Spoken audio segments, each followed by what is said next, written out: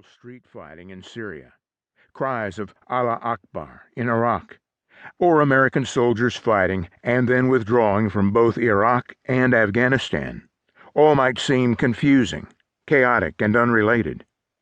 Current events often look like a blur. When we're bombarded with information in an age dominated by the internet, TV, Twitter, Facebook, and Instagram, sometimes it's hard to make sense of it all. A 2-minute nightly news story simply can't explain the rest of the story. When you need to know the difference between the Sunnis and Shiites, understand why, not just how, Ahmadinejad wants to destroy Israel, or if the Arab Spring will have a worldwide impact on your life. You might remember a game where a series of unconnected dots is spread on a page. As you connect the dots, you begin to see a picture emerge. It's like all of a sudden seeing a celestial constellation like the Big Dipper or Orion's Belt, among so many other stars in the night sky. Today, hidden within the headlines, images, press conferences, political shakings, and rhetoric throughout the Middle East are dots, making sense of an often complicated region and time. When an Iranian president thunders a murderous threat, or an obscure Turkish drunkard gets a dream in Mecca, or a Jewish couple from Brooklyn lands at Tel Avivs Ben Gurion airport, these dots might seem disconnected, but they aren't. Those biblical, geopolitical, religious, spiritual, natural, and even supernatural dots are connecting in a profound and historic fashion. That's the purpose behind Dateline Jerusalem, to connect the dots and provide a grid of understanding for our times. We live in a world now where we cannot afford to be ill-informed. What happens in the strategic Middle East, Israel, and Jerusalem is critical and matters to you. Many of these dots point back to Jerusalem.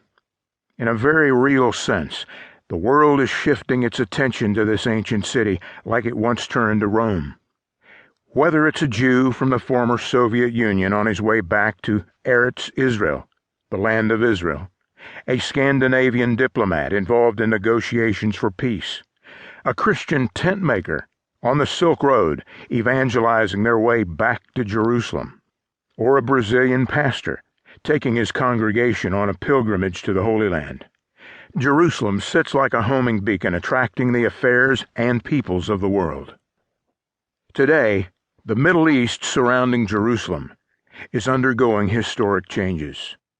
These explosive convulsions rival other historical epics like World Wars I and II or the fall of the Soviet Union. These convulsions can be seen rippling around the world.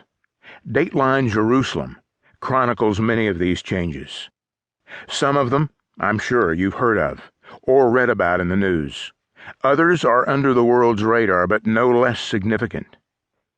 One change, though, that's been quite noticeable to the world is the ascendance of classical Islam throughout the Middle East. The so-called Arab Spring, with its tantalizing scent of democracy, instead is turning into an Islamic winter with the smell of Sharia law. Many Muslims throughout the region, from Istanbul to Cairo, now hunger and thirst for the restoration of what they call the Caliphate. The Caliphate means a government ruled by a caliph or successor to Muhammad, using Sharia or Islamic law as their guide. They dream of a world under the dominion of Muhammad's 7th century religion. However, another restoration, Israel's, fulfills the dreams of Jews since the fall of Jerusalem in AD 70. Many see Israel's founding in 1948 as a modern-day miracle and the answer to the prayers of both Jews and Christians for centuries.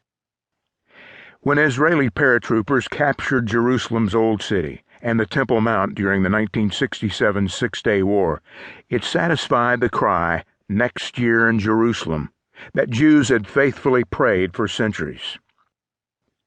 Another phenomenon. Jews are returning to their ancient homeland from the four corners of the earth.